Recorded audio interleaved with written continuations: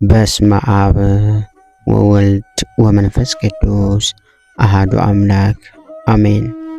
እንኳን በህዳር 12 ቀን ታስቦና ተከብሮ ለሚውለው ለሊቀ መላእክት ቅዱስ ሚካኤል ዓመታዊ በዓል በሰላም አደረሳችሁ አደረሰን። ሚካኤል ማለት በዕብራይስጥ ቋንቋ መኑ ከመ ኤል አምላክ ማለት ሲሆን በአንድነት ሲነበብ መኑ ከመ አምላክ ወይም እንደ እግዚአብሔር ያለ ማን ነው ማለት ነው።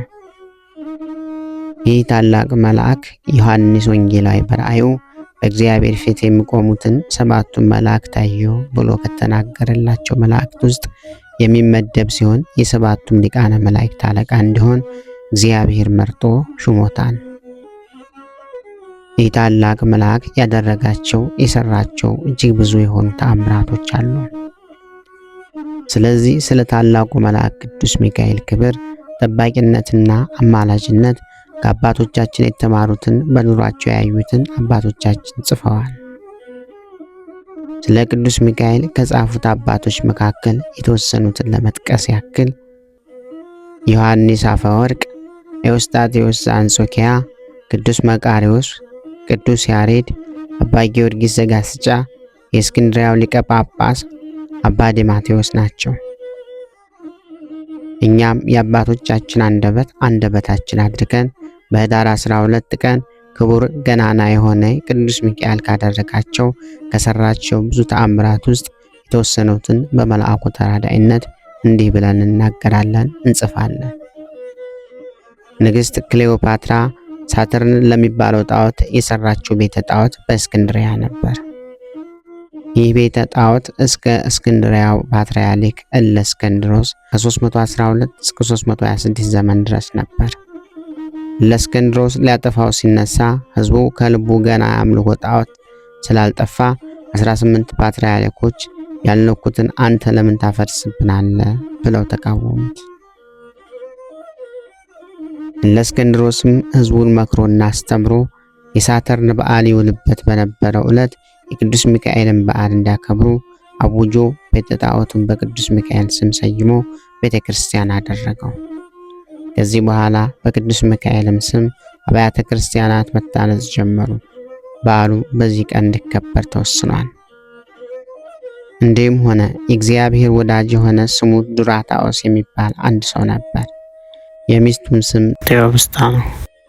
እነርሱም ሁልጊዜ ያለማቋረጥ የዚህን የከበረ መልአክ የቅዱስ ሚካኤልን የበዓሉን መታሰቢያ ያደርጉ ነበር።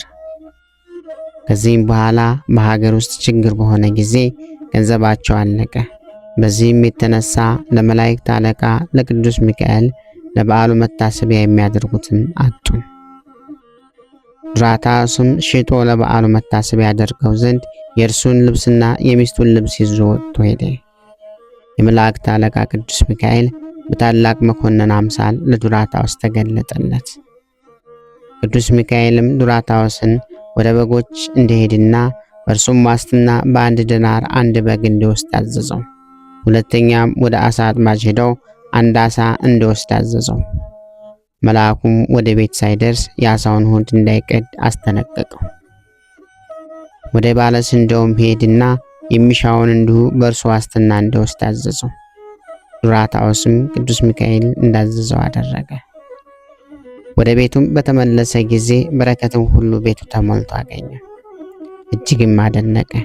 የዚህንም የከበረ መልአክ የበዓሉን መታሰቢያ እንዳስለምደው አደረገ።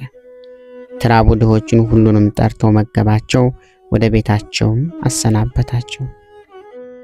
ከዚህም በኋላ ለዱራታኦስና ለሚስቱ ቅዱስ ሚካኤል ለሁለተኛ ጊዜ ተገለጠላቸው። ዱራታኦስንም የአሳውን ሆድ እንዲሰነጥቀው አዘዘው። በሰነጠቀውም ጊዜ 300 የወርቅ ዲናር በአሳው ሆድ ውስጥ ተገኘ። ቅዱስ ሚካኤልም ዱራታኦስና ቴዎብስታን እንዲህ አላቸው፣ ከዚህ ዲናር ወስዳችሁ ለባለ በጉ ለባለ አሳውና ለባለ ስንዴው ዕዳችሁን ክፈሉ። የቀረውንም ለፍላጎታችሁ ይሁናችሁ። እግዚአብሔር አስቧችኋልና በጎ ስራችሁንም መስዋዕታችሁንም ምጽዋታችሁንም በዚህ ዓለም አሳመረላችሁ፣ በኋላኛውም መንግሥተ ሰማያትን አዘጋጅቶላችኋል አላቸው።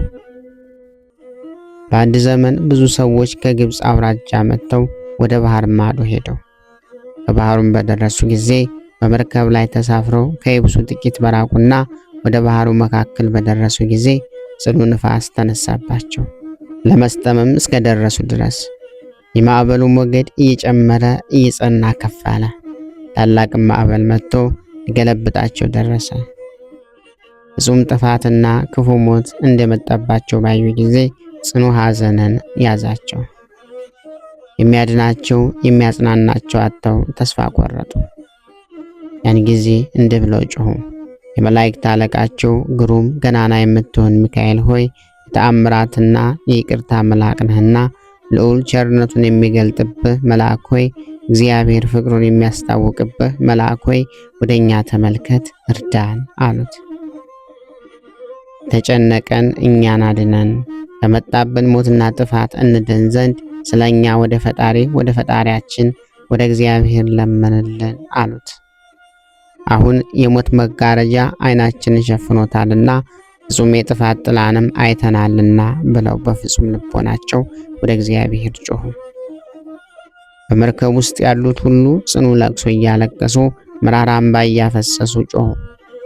ከባህሩ ጽኑ ማዕበል ከሞት ያድናቸው ዘንድ ያን ጊዜ በዚያች ሰዓት እግዚአብሔር የልቦናቸውን ሐዘንና ልመናቸውን ሰማቸው።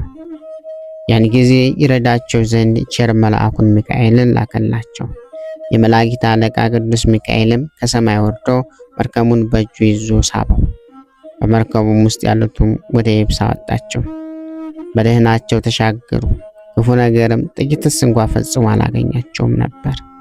እግዚአብሔር ምስጋና ይሁን። እኛንም ገናና የሆነው የመላእክት አለቃ ቅዱስ ሚካኤል ልቦናውና አማላጅነቱ ፈጽሞ ይጠብቀን፣ ከጽኑ ጠላት እጅ በክንፎቹ ጋርዶ ይሰውረን ለዘላለሙ አሜን። ክብር ምስጋና ይሁን አንድ አምላክ ለሚሆን ለአብ ለወልድ ለመንፈስ ቅዱስ እስከ ዘላለሙ አሜን። ወስብሐት ለእግዚአብሔር ወለወላዲቱ ድንግል ወለመስቀሉ ክቡር። ይቆየን።